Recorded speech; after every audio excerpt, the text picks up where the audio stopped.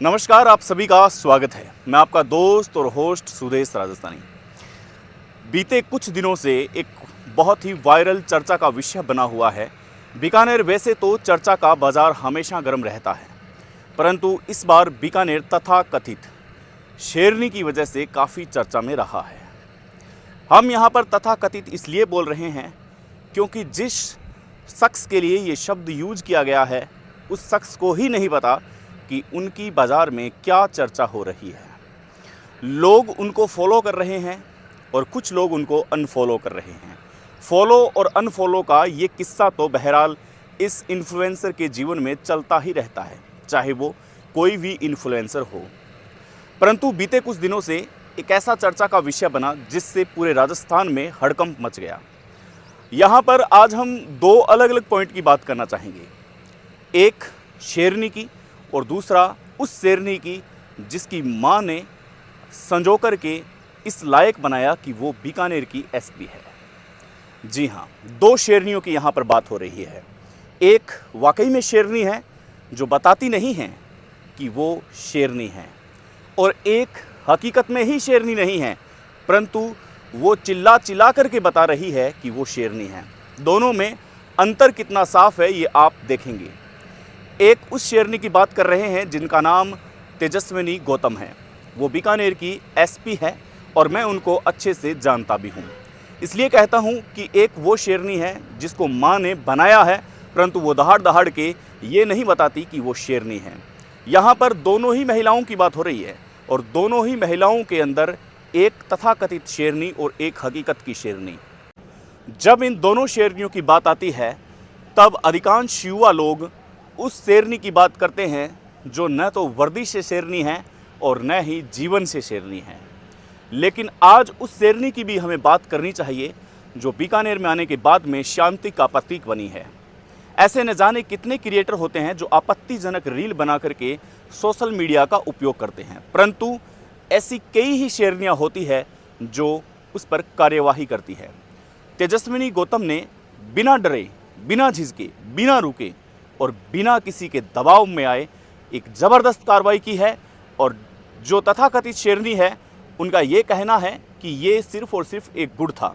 हम भी मान लेते हैं कि ये एक गुड़ था, अफीम नहीं था, परंतु जिस हिसाब से पेश किया गया वो लहजा गलत था, वो ढंग गलत था, वो उनका नज़रिया दिखाने का गलत था। कोई भी अनजान आदमी अगर उसको देखेगा तो उससे युवा पीढ़ी प्रभावित होगी।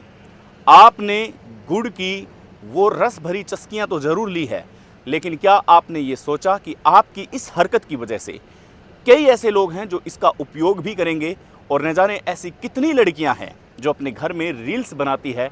आप उनके रील बनाने पर आफत आ जाएगी, आप उनके जीवन में एक ऐसा दरार बन जाएगी।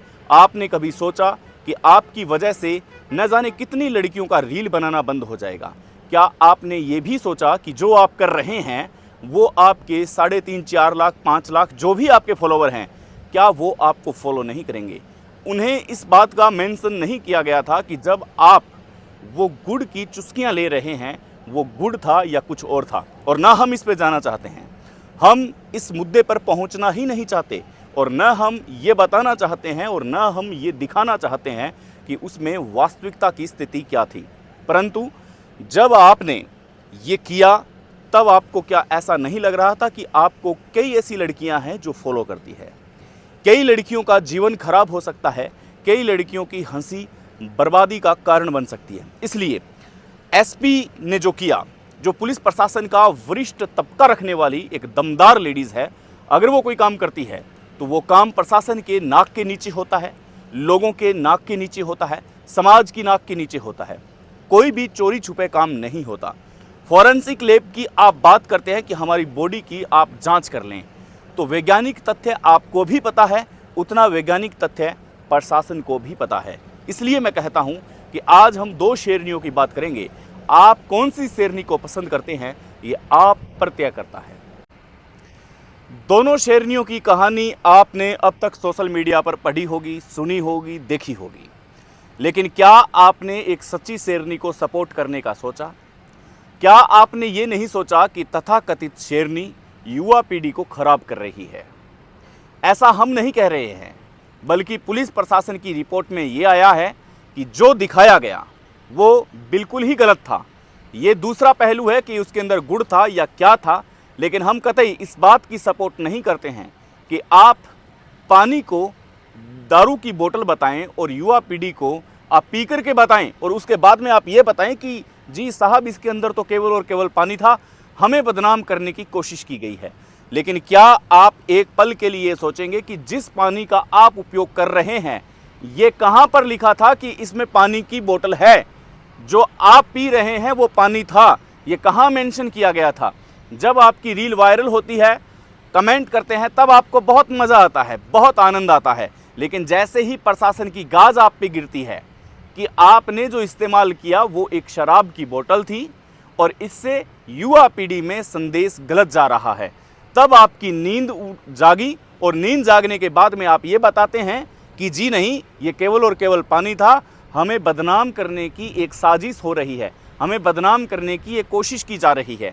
जी नहीं, अगर ऐसा होता तो आप कुछ घंटों के बाद में ये बताते अपनी युवा पीढ़ी को, जो युवा पीढ़ी आपको फॉलो करती है, कि जी हमने जो बताया वो बिल्कुल ही गलत था, ऐसा कुछ नहीं था।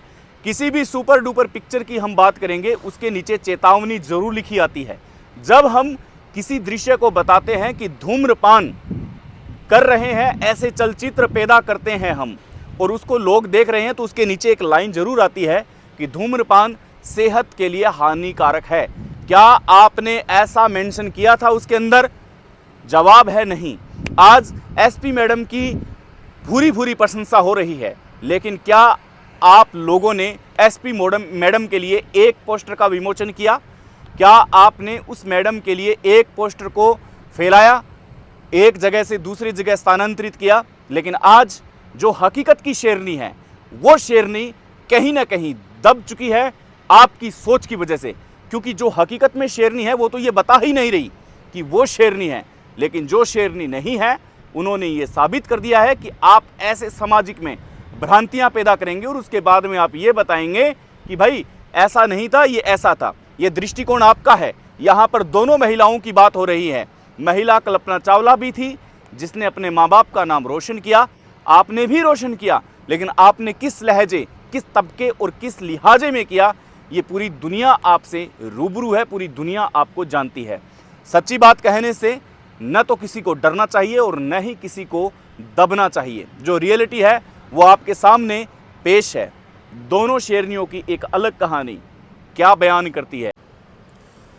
दोनों महिलाओं की हमने बात की, परंतु हम जिसे तथाकथित शेरनी बोल रहे थे उसके प्रति भी हमारी सहानुभूति है और वाकई में उस लड़की ने कुछ ऐसा काम करके बताया है जिसकी वजह से आज चर्चा हो रही है।